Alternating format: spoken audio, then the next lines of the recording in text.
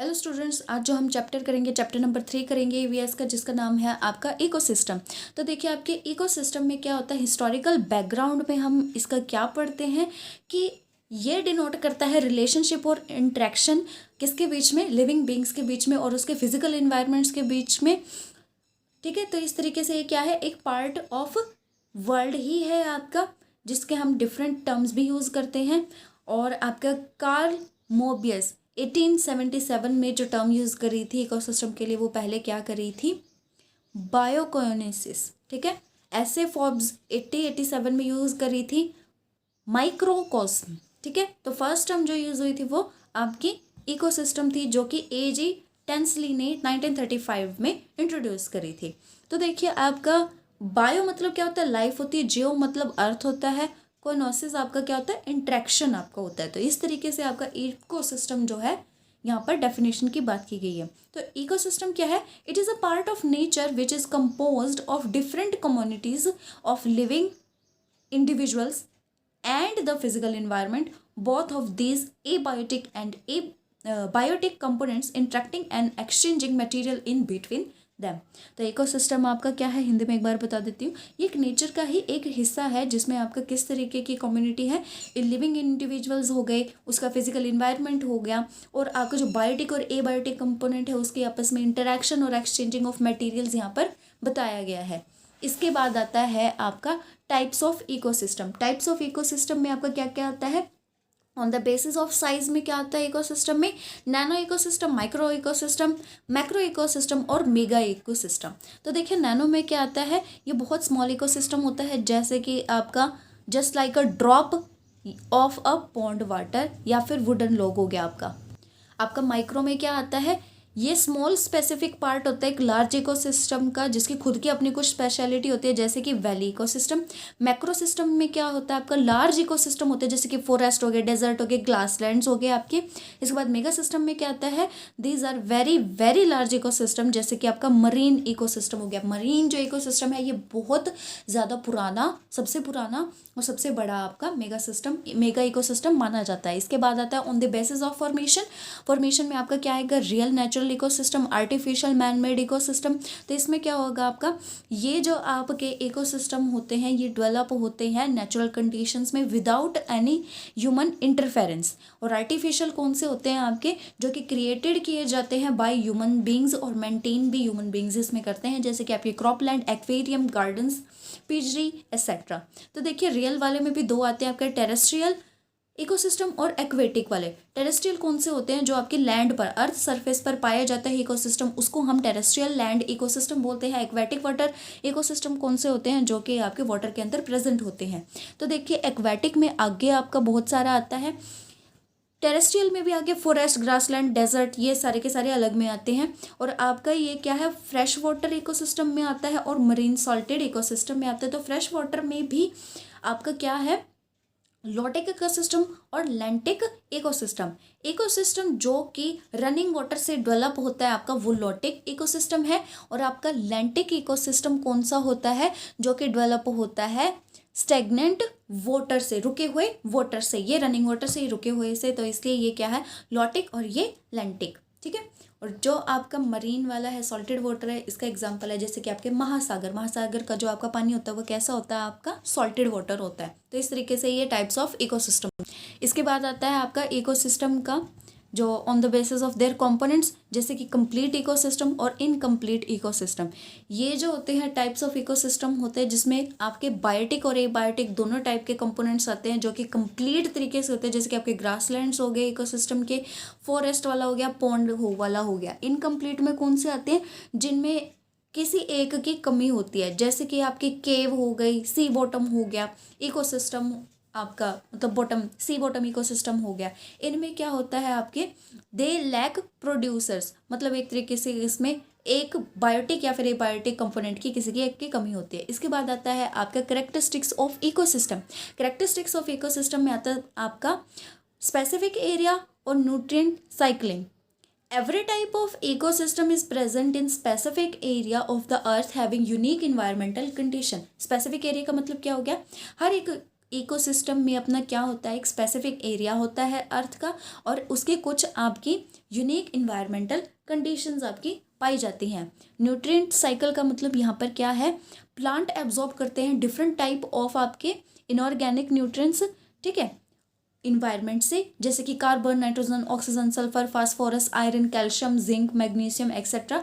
और ये जो न्यूट्रिएंट्स होते हैं ये क्या आगे बनते हैं आपके, ये किसके कंपोनेंट होते हैं, ऑर्गेनिक वर्ल्ड के। तो इस तरीके से आपका क्या होता है, बायोटिक डीकम्पोज होकर एबायोटिक बनते हैं, फिर ये आगे प्लांट्स में चले जाते हैं, फिर उसके बाद बायोटिक, फिर से प्लांट्स बनकर फिर बायोटिक में आ जाते हैं। तो इस तरीके से ये न्यूट्रिएंट साइकिल आपके चलती रहती है।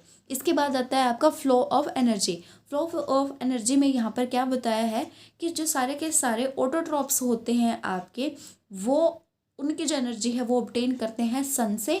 सन की एनर्जी को वो कन्वर्ट करते हैं रेडिएंट एनर्जी में, रेडिएंट से आपकी किस में जाती है, केमिकल एनर्जी में, जो कि फिर आपका आगे ऑर्गेनिक फूड आपका बनाती है। और ये प्रोसेस क्या होती है, फोटोसिंथेसिस होती है। सूर्य की किरणों से केमिकल रिएक्शन करके खाना बनाने की जो प्रक्रिया होती है उसे फोटोसिंथेसिस बोलते हैं, जो कि प्लांट्स आपके करते हैं, ठीक है। इसके बाद आता है आपका सेल्फ रेगुलेशन। सेल्फ रेगुलेशन यहाँ पर क्या है, साइबरनेटिक्स। साइबरनेटिक्स में आपका क्या आता है, वो इकोसिस्टम जो कि सेल्फ रेगुलेटिंग और मेंटेन करे एक फंक्शनल बैलेंस को और इक्विलिब्रियम में रहे अपने वेरियस कंपोनेंट्स के साथ। तो इस तरीके का जो फिनोमिना होता है इसे हम बोलते हैं होम्योस्टैटिक्स, ठीक है। इसमें क्या होता है, सेल्फ रेगुलेटिंग और मेंटेन करता है ये फंक्शनल बैलेंस को। और ये जो इक्विलिब्रियम होता है, देखिए इक्विलिब्रियम क्या होता है, जितना आपका कोई इस डायरेक्शन में जाएगा उतना ही वो इस डायरेक्शन में भी कोई दूसरा आएगा, ठीक है।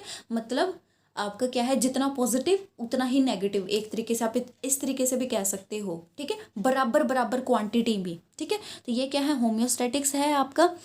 This is achieved by a number of control mechanism called cybernetics. तो ये जो कंडीशन है इक्विलिब्रियम की जो मेंटेन की जाती है होम्योस्टैटिक्स में, ये किससे मैकेनिज्म से की जाती है, साइबरनेटिक्स से।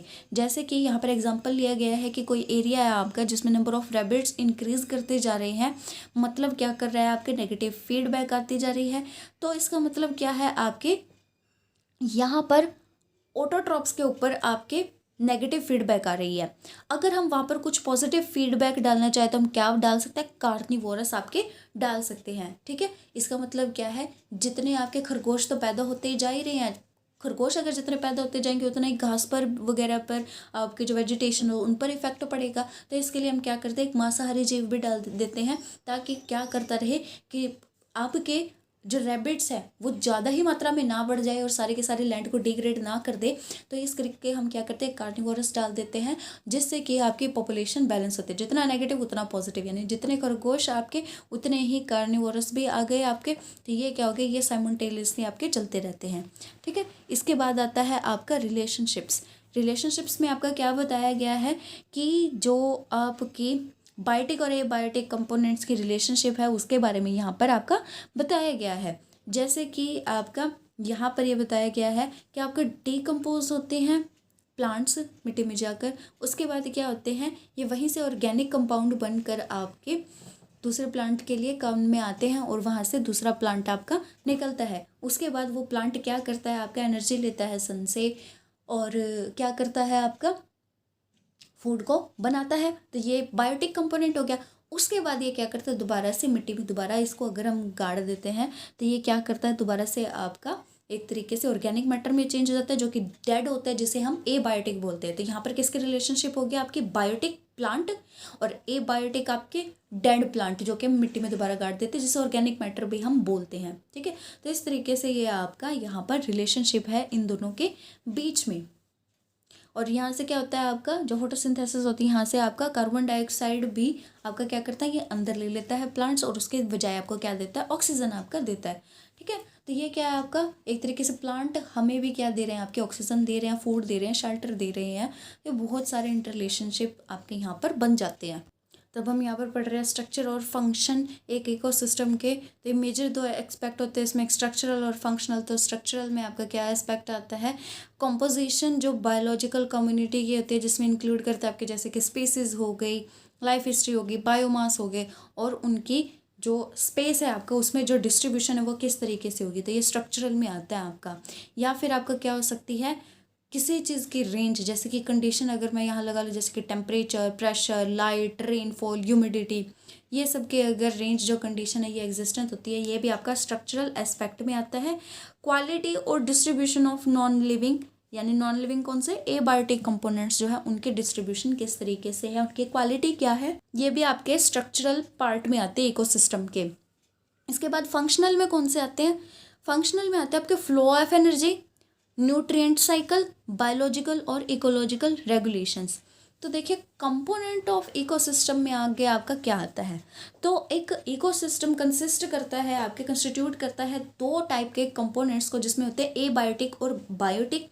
तो देखिए वैसे मैं आपको बायोटिक और एबायोटिक सारा का सारा पहले भी बता चुकी हूँ पहले वाले चैप्टर में, तो एक बार आप बायोटिक और एबायोटिक कंपोनेंट्स अपना खुद थोड़ा सा पढ़ेंगे, ठीक है। तो अब हम नेक्स्ट टॉपिक पढ़ेंगे आपका ट्रॉपिक लेवल्स। ट्रॉपिक लेवल आपका क्या होता है, एक फंक्शनल ग्रुपिंग होती है ऑर्गेनिजम्स की, जो कि किस पर बेस्ड करती है, आपके सिमिलर मोड ऑफ न्यूट्रिशन पर, सेम मोड ऑफ न्यूट्रिशन पे आपके डिपेंड करती है। तो हम ट्रॉफिक लेवल्स जो फूड के और एनर्जी के हैं जो इकोसिस्टम में पास करते हैं आपके, तो उनमें आपका किस तरीके से आता है, आपका आता है आपका T1 आता है ट्रॉपिक लेवल में, जो कि प्रोड्यूसर्स होते हैं। उसके बाद प्राइमरी कंज्यूमर आते हैं, वो होते हैं आपके लेवल T2 में होते हैं। प्राइमरी कार्निवोरस आते हैं जो कि T3 में आते हैं, ये आपको टर्म्स याद करनी है। उसके बाद इसी तरीके से आपका T4 T5 आते हैं, जो कि अल्टीमेटली टॉप कार्निवोरस को क्या करते हैं, किसी और द्वारा नहीं खाए जाते, टॉप में आते हैं ये आपके। तो यहाँ से हम फूड चेन की बात कर रहे हैं एक तरीके से, अगर आपको थोड़ा बहुत समझ में आ रहा हो, ठीक है। तो इस तरीके से आपको यहाँ पर ये जो T4 और T5 की जो किसी और कार्निवोरस के वो अल्टीमेटली नहीं खाए जाते, तो वो आपके कौन से होते हैं, जैसे कि लॉइन है, ये दूसरा कोई हार्बिवोरस कार्निवोरस ये आपका एक तरीके से जो लॉइन है वो कोई और नहीं खाता, ये आपको टॉप मोस्ट होता है वेब चेन के अंदर या फूड वेब के अंदर आपका। तो ये किस तरीके से आपका काम करता है ये भी देख लेते हैं आपका। तो यहाँ से हम फूड चेन की अगर बात करते हैं, तो आपको फूड चेन किस तरीके से आता है, जब ट्रांसफ़र होता है फूड एनर्जी आपकी इकोसिस्टम में by producers to the organism series जो कि उन्हें खाती है, ठीक है, उसे हम फूड चेन बोलते हैं, ठीक है। तो इसमें किसका आपका ट्रांसफ़र हो रहा है, फूड एनर्जी का इकोसिस्टम के अंदर, जिसमें आपके पहले वो होते हैं जो फूड को प्रोड्यूस करते होते हैं, उसके बाद सीरीज ऑफ ऑर्गेनिज्म होती है जो कि इनको खाते होते हैं। आपका कैरेक्टरिस्टिक्स आपकी यहाँ पर क्या है कि ये आपका क्या होता है, जैसे कि एक जिसने प्रोड्यूस किया उसके बाद उसको कोई खाएगा, फिर जिसने पहले वाले प्रोड्यूसर को खाया फिर दोबारा उसको कोई खाएगा, फिर ऐसे ही आपकी चेन बढ़ती चली जाएगी। तो आपकी क्या होएगी, अगर आपकी फूड चेन जो है वो शॉर्टर होगी तो एनर्जी जो है वो क्या होगी आपकी हाई होगी, और अगर आपकी जैसे जैसे चेन बहुत ज़्यादा लंबी होती जाएगी वैसे वैसे एनर्जी भी थोड़ी थोड़ी आपकी कम होती जाएगी। तो टाइप्स ऑफ फूड चेन यहाँ पर दे रखी है, जैसे कि predator food chain, parasitic food chain और डेट्रिटस फूड चेन। तो इसमें प्रीडेटर फूड चेन इसमें देखते हैं, तो ये जो फूड चेन आपकी होती है इसमें क्या होता है आपका, इस फूड चेन में आपकी किलिंग होती है, उसके बाद आपके जो दूसरे स्मॉलर ऑर्गेनिजम्स होते हैं वो लार्ज ऑर्गेनिजम्स उसको खा लेते हैं। तो इस तरीके के प्रीडेटर होते हैं जिसमें हम कह सकते हैं शिकारी आपके मौजूद होते हैं। तो आपका क्या होता है एक तरीके से, जैसे कि आपका खाना किसने प्रोड्यूस किया, आपके प्लांट्स ने प्रोड्यूस किया, उसके बाद शाकाहारी ने उसको खाया, फिर शाकाहारी को किसने खाया, मांसाहारी को खाया। तो ये प्रीडेटर फूड चेन इस तरीके से बनती है। ये भी दो टाइप के होते हैं, टेरेस्ट्रियल और एक्वेटिक। और एक्वेटिक भी आगे पॉन्ड फूड चेन होती है, एक मरीन फूड चेन होती है। तो देखिए टेरेस्ट्रियल वाले में एक एग्जांपल बता देते हैं आपको, सन की जो एनर्जी होती है उसको केमिकल एनर्जी में चेंज करके जो आपकी ग्रासेस होती हैं या प्लांट्स होते हैं वो क्या करते हैं आपके CO2 और फूड एनर्जी में इसको यहाँ पर फूड में चेंज कर देते हैं। उसके बाद जैसे कि आपके फ्रॉग्स हैं, हार्बिवोर है, ये क्या करते हैं इस पर आपके डिपेंड करते हैं। उसके बाद जो स्नेक्स हैं वो फ्रॉग्स को खाते हैं और आपके जो हॉक्स हैं वो स्नेक को खाते हैं। तो इस तरीके से आपके फूड चेन की यहाँ पर कुछ सीरीज दी गई हैं, ठीक है। तो इनको आप पढ़ सकते हैं। एक्वेटिक वाले में दी गई है, एक्वेटिक वाले में कौन सी दी गई है, देखिए कि जो एल्गे होता है जो पानी में आपका काई होती है, वो काई क्या करती है, सनलाइट से आपके खाना प्रोड्यूस करती है। उसके बाद उसको कौन खाते हैं, हार्बीवोरस फिश खाती है। फिर इस शाकाहारी मछली को कौन खाता है, मांसाहारी मछली खाती है। फिर इस मछली को, छोटी वाली मछली को कौन खाता है, फिर किंग फिशर्स मतलब आपके जो फिशर्स होते हैं वो खाते हैं। तो इस तरीके से आपकी एक्वेटिक वाली फूड चेन चलती है। और ये वाली कौन सी आपकी पोंड वाली फूड चेन है, ठीक है। मरीन वाली भी देख लो, इसमें क्या होता है आपका फेटोप्लैंक्टन एक प्रोड्यूसर होता है T1, जिसका मतलब एक तरीके से रैंक होता है आपका।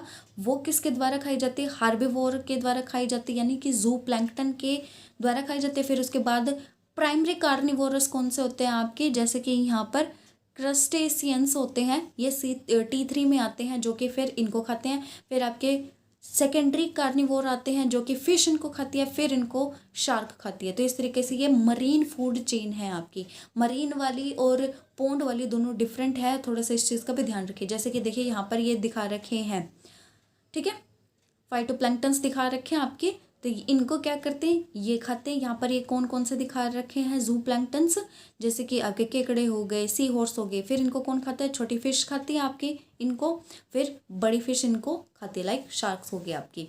उसके बाद पैरासाइटिक फूड चेन आपकी बता रखी है। पैरासाइटिक में कौन सी होती है, जैसे कि आपके जो वेजिटेशन है वो प्रोड्यूस होती है सनलाइट से, तो यहाँ से फूड प्रोड्यूस हो रहा है। उसके बाद जैसे कि आपकी शीप वगैरह हैं, भेड़ बकरियाँ हैं, वो इसको खाती हैं। फिर उसके बाद आपके क्या करते हैं, मान लीजिए कोई पैरासाइट उसके ऊपर लग जाए, आपका शीप के ऊपर, भेड़ बकरी के ऊपर, तो वो उसको पूरा का पूरा खा जाता है। या फिर मतलब जैसे फंगस वगैरह होता है ना, लग जाता है आपका, वायरस वगैरह होता है, वो उसको अंदर से खा जाता है, जो कि ये पैरासाइटिक फूड चेन के अंदर आपका आता है, ठीक है। जैसे कि लीचेस हो गए, बग्स हो गए, आपने वो तो सुनी होंगी, लीचेस वगैरह तो सुनी होगी, या फिर बैक्टीरिया, फंगस वगैरह हो गए, ये सारे के सारे इसमें ही आते हैं आपके। इसके बाद आता है आपका डाइट्रियडस फूड चेन। इसमें आपका वही बता रखा है, पहला आता है आपका टेरेस्ट्रियल डेंट्रेटस फूड चेन। इसमें क्या आता है, डेंटिटस। उसके बाद कौन से आते हैं, यानी T1 पे यहाँ पर फर्स्ट उसमें प्रोड्यूसर कौन सा आपका डेट्रिटस, ठीक है। इसके बाद अर्थवॉर्म इसको खाते हैं। फिर अर्थवॉर्म को कौन खाता है आपका, जैसे कि स्पैरो हो गए, ठीक है। फिर स्पैरो को कौन खाता है, आगे फैल्कन। तो इस तरीके की ये टेरेस्ट्रियल डेट्रियस फूड चेन हो गई आपकी। कोस्टल डेट्रियस फूड चेन आपकी कौन सी हो गई, जैसे कि आपके डेट्रियस की यहाँ पर ये कुछ आपके एग्जांपल दे रखे हैं, जैसे कि डेड ऑर्गेनिक मैटर हो गए, या फिर आपकी गिरी हुई नीचे पत्तियाँ, ठीक है, पेड़ की पत्तियाँ हो गई आपकी। तो उन पत्तियों पे कई बार फंगस वगैरह या अर्थवॉर्म वगैरह या फिर इस तरीके से लग जाते हैं ना, तो वो इसको खाते हैं। फिर स्पैरो इसको, फिर फैल्कन इसको।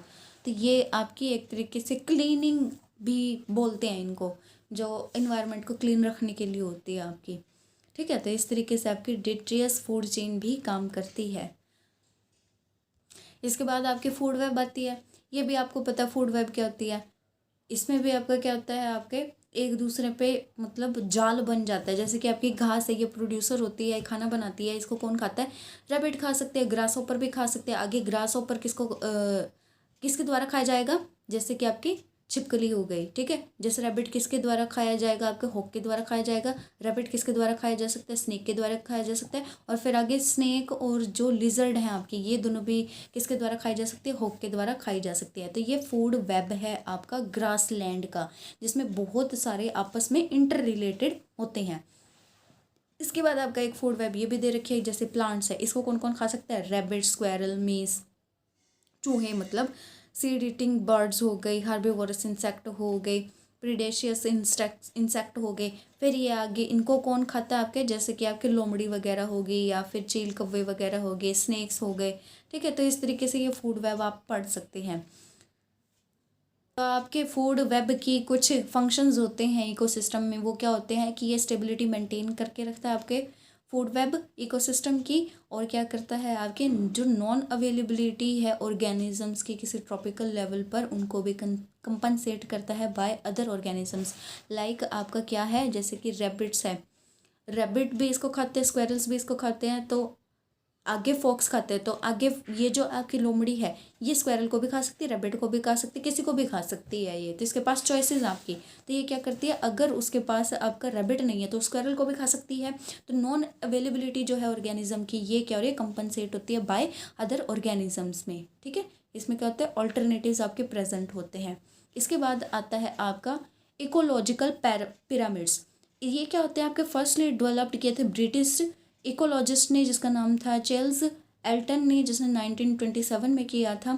ये क्या आपका कहलाता है, these are also called Eltonian pyramids. तो डेफिनेशन यहाँ पर आपकी क्या आती है कि रिलेशन किसके बीच में, different trophic levels of food chain के बीच में, और बायोमास हो गई, एनर्जी हो गई, और इसको हम किस में एक्सप्रेस्ड करें, ग्राफिकल डायग्राम्स में, उन्हें क्या बोलते हैं, इकोलॉजिकल पिरामिड्स बोलते हैं हम। ठीक है, रिलेशनशिप हम डिफाइन कर रहे हैं डिफरेंट ट्रॉपिक लेवल्स में फूड चेन की, जैसे कि आपके बायोमास, एनर्जी एक्सप्रेस्ड हम कर रहे हैं ग्राफिकल डायग्राम्स में। तो ये क्या आपके लॉजिकल पिरामिड्स हैं। तो स्ट्रक्चर कैसा होगा आपका, जो फर्स्ट आपका ट्रॉपिक लेवल होता है उनमें प्रोड्यूसर आते हैं, फिर उसके बाद आपका ये क्या जाता है, ये इस तरीके से पिरामिड की शेप में जाता है। सबसे नीचे आपके प्लांट्स होते हैं, फिर उसके ऊपर, फिर उसके ऊपर, फिर उसके ऊपर टॉप मोस्ट आपका इस तरीके से पिरामिड बनता है। तो ये आपका एक तरीके से इकोसिस्टम जो बनता है उसका हम बता देते हैं। यहाँ पर टाइप्स ऑफ इकोलॉजिकल पिरामिड्स बता रखे हैं। इसमें क्या होता है, पिरामिड ऑफ नंबर, बायोमास और एनर्जी। तो देखिए पहले हम करते हैं पिरामिड ऑफ नंबर। तो इसमें क्या होता है, फर्स्ट आपका ये क्या है, ग्राफिक रिप्रेजेंटेशन है नंबर ऑफ इंडिविजुअल्स की डिफरेंट ट्रॉपिक लेवल्स की एक फूड चेन की। तो इसमें सबसे पहले आता है ग्रासलैंड इकोसिस्टम। तो ये जो ग्रासलैंड इकोसिस्टम होता है इसमें नंबर ऑफ आपके प्रोड्यूसर, स्टीवंस ग्रास हो गए, तो ये प्रेजेंट होते हैं, वेजिटेबल प्लांट्स मैक्सिमम होते हैं। तो देखिए इनका जो आपका पिरामिड होता है वो किस तरीके से बनता है। तो pyramid of number grasslands ecosystem में क्या होता है, पहले प्रोड्यूसर्स होते हैं जिसमें ग्रास वेजिटेबल्स आते हैं, उसके बाद T2 में कौन से आते हैं, हार्बीवोरस आते हैं जैसे कि रैबिट, रैट, ग्रास होपर, फिर कार्निवोरस आते हैं, लिजर्ड, स्नेक, वुल्फ हो गए। फिर टॉप में कौन से आते हैं, जैसे कि हॉक, पिकॉक, लॉयन हो गए। ये आपके यहाँ पर ऊपर आते हैं, इससे ऊपर नहीं होते। मतलब ये क्या है, अपराइट टाइप ऑफ पिरामिड आपका यहाँ पर बनता है। ये ग्रासलैंड इकोसिस्टम का है। उसके बाद पोंड वाला किस तरीके से बनता है कि पहले प्रोड्यूसर्स आते हैं, फाइटोप्लैंक्टन्स आते हैं, आपके एल्गे आते हैं, फिर इंसेक्ट आते हैं, जूप्लैंक्टन्स आते हैं, फिर स्मॉल आपके फिशेज आते हैं, फिर लार्ज आते हैं, फिर स्टॉक जैसे कि आपके किंगफिशर हो गई आगे। तो टॉप में आपके कार्निवोरस कौन से हैं ये भी पूछा जा सकता है क्वेश्चन इसमें। उसी तरीके से फॉरेस्ट इकोसिस्टम में आपका किस तरीके से प्रेजेंट होता है, ये इस तरीके से आपका डबल पिरामिड आपका प्रेजेंट होता है। इसमें क्या होते हैं आपके जो T1 होते हैं वो प्रोड्यूसर्स ट्री हो गए जैसे कि, उसके बाद उनको कौन खाती है ट्रीज को, हार्बीवोरस जैसे कि बर्ड, डियर, रैबिट्स हो गए, ये खाते हैं। ठीक है, ये भी बहुत ज़्यादा मात्रा में प्रेजेंट होते हैं। फिर उसके बाद कौन खाते हैं, कार्निवोरस जैसे कि वुल्फ वगैरह हो गए, फिर उसके बाद टाइगर खाते हैं। तो इसका जो डायग्राम है आपका पिरामिड का वो इस तरीके से आपका बनता है। ठीक है, ये किसका, आपका फॉरेस्ट इकोसिस्टम का है आपका। ठीक है, इसमें क्या होते हैं, जो हार्बीवोरस होते हैं वो प्रोड्यूसर से ज़्यादा होते हैं और आपके कार्निवोरस से कम होते हैं, और आपके टॉप वाले उसी तरीके से फिर पिरामिड, यानी आपके डबल पिरामिड आपके यहाँ पर लगे हुए हैं। इसके बाद आपका ट्री इकोसिस्टम आता है पैरासाइट का। पैरासाइट वाला किस तरीके से होता है, आपके जो प्रोड्यूसर्स होते हैं वो बहुत कम अमाउंट में प्रेजेंट होते हैं। उल्टा पिरामिड इसको आप बोल सकते हो। ठीक है, रिवर्स पिरामिड भी बोल सकते हो। तो आपका पैरासाइट वाले में क्या आता है, जो प्रोड्यूसर होते हैं वो सबसे कम होते हैं, हार्बीवोरस उससे ज़्यादा होते हैं जैसे कि फ्रैगिवोरस बर्ड्स हो गए। उसके बाद पैरासाइट होते हैं वो उससे भी ज़्यादा होते हैं, लीचेस, बग्स हो गए, और हाइपर पैरासाइट्स उससे भी ज़्यादा होते हैं, बैक्टीरिया, एक्टिनोमाइसाइट्स और फंगस आपका हो गया। तो इस तरीके से पैरासाइट का उल्टा बनता है आपका। तो ये आपका पिरामिड और बायोमास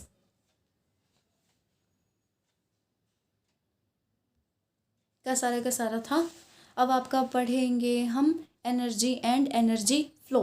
तो चलिए ये हम नेक्स्ट वाले में पढ़ लेंगे। आपका काफ़ी चैप्टर अब हो चुका है तो इसको आप पहले एक बार अच्छे से पढ़ लें तो आपको हो जाएगा।